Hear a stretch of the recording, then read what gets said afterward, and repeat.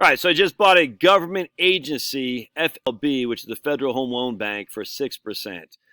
Put $50,000 in there. I might even put more in there. We'll see. But I'm not sure it'll still be available later on. But I scooped that up. I saw it last night on Schwab. Ooh, if that's still available today, I'm buying that sucker. Sure enough, it is.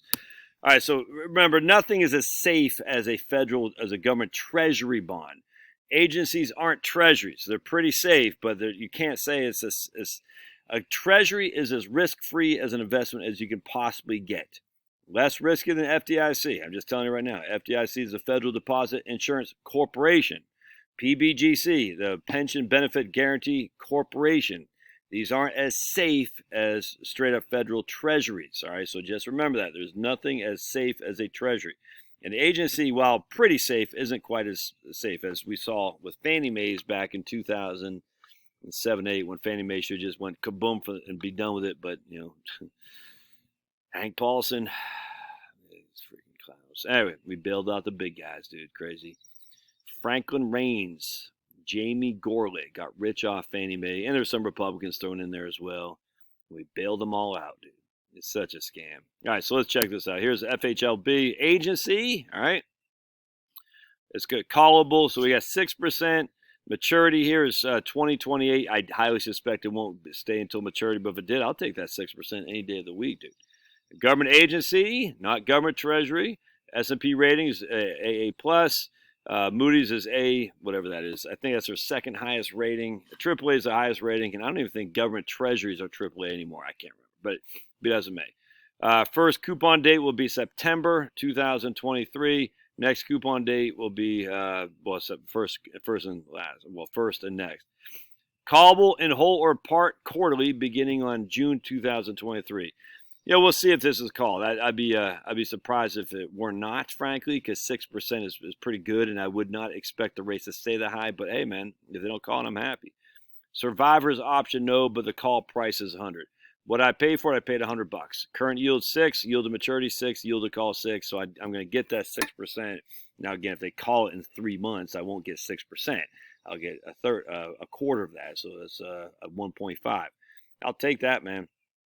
So I was sitting in cash, a bunch of cash. I bought 50 bonds right there, and you can see I think the face value says $50,000 in there or something like that.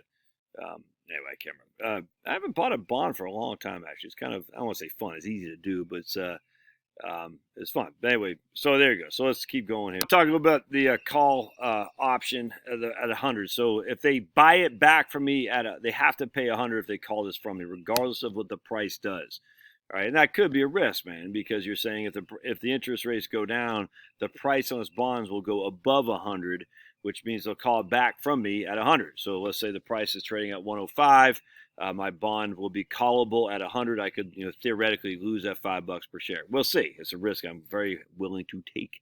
On the other hand, if the interest rates still go up, the price would go down, and they'll have to call back at 100. A lot of times we call that a death put. And basically what that means is no matter what happens, you're going to get par value for your bond whenever they get called. Or a death put is actually pretty cool. They call it survivor's put, I think, or survivor they call it. Yeah, right there, survivor's option. And look, it's been a long time since I've been engaged in this kind of stuff. I mean, literally, I guess the last bond I ever bought for a client was probably 2006. So we're talking, almost 20 years now. But a survivor's put meant that if you died and it was worth less than par value at 100, your survivor would get it at 100, if that makes sense. All right, even with there was no call date or anything like that. That was always a pretty good option. I don't know if they still do that anymore. Apparently they still do, or else Schwab wouldn't put that on there. So in this case, there's no survivor's put because I can't basically put it back to the issuer at 100. So let's just say interest rates go up by 10%, and now my bond is only worth 90. I die. Charlotte has a choice as my beneficiary to retain that bond and capture that 6% without having to sell at basically 10% discount to price.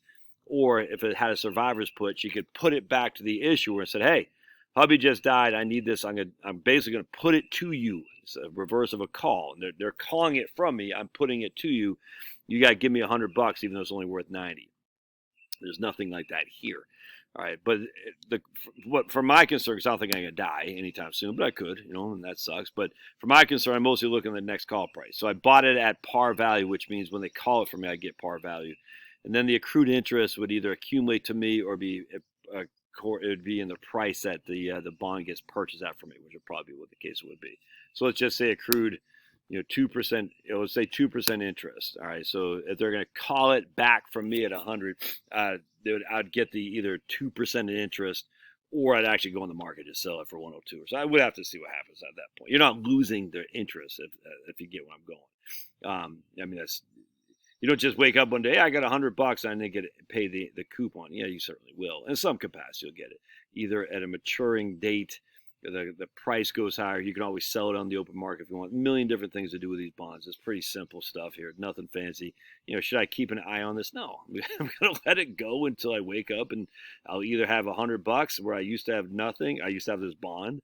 I'll have cash, or $50,000 because I bought $50,000 worth, or I'll have the bond. I'll have that one or two things. So I'll have the $50,000 cash plus my interest, or I'll have the bond. Either way, I'm happy with it. I got 6%. I was sitting on 4% money market, so now I just increased my interest rate by 50% without any further risk. In fact, if anything, with less risk, frankly, depending on what the Schwab money market was. I love agency bonds, man. Let me show you what I'm talking about. Here's Investopedia. In the world of fixed income securities, agency bonds represent one of the safest investments and are often compared to treasuries. But unlike treasuries, which are issued only by the U.S. Treasury, agency bonds comes from several sources, all right? Not all agency bonds are issued by government agencies. We have government-sponsored entities, which would be Ginnie Mae and things like that nature. But we see two hypothetical agency bonds. FHLB as a government-sponsored agency or entity, It's like a Ginnie Mae. They should show Ginnie Mae in here someplace, I think. Let's see. Government National Mortgage. I'm looking for a Ginnie Mae. Let me show it in here. Why would they not show Ginnie Mae's in here? Anyway, government-sponsored entity. Coupon income is state tax exempt. So it is tax exempt on your state. I'm in the Roth, doesn't matter. But, I mean, that's pretty cool, man. Coupon income, state taxable? No, for FHLBs. All right, so, hey, why is Ginnie Mae in there? Here's FHLB, definition of history. Has 11 regional banks across the U.S. of A. Provide a reliable stream of cash to other banks and lenders to finance housing infrastructure, blah, blah, blah, blah. Is overseen by a government bureau, and its mandate reflects a public purpose. Each bank has its own privately capitalized funding and does not receive any government funding. All right. So, again, it's not nearly as safe as a treasury, but it's pretty doggone safe. And I can't tell you to buy this. My goodness. We know what happened to Fannie Mae, and I will never buy Fannie Mae bonds. I mean, I say it right now, ever. That sucker was such a monstrosity. It still to this day irks me. Point being is, it's tough to beat a 6% agency that's investing in home ownership and stuff. I'm pretty comfortable with that. Now, again, you got to look at your own stuff, do your own research. But $50,000 at 6%, I'll take that any day of the week. Something to think about. I love your thoughts. We'll see you.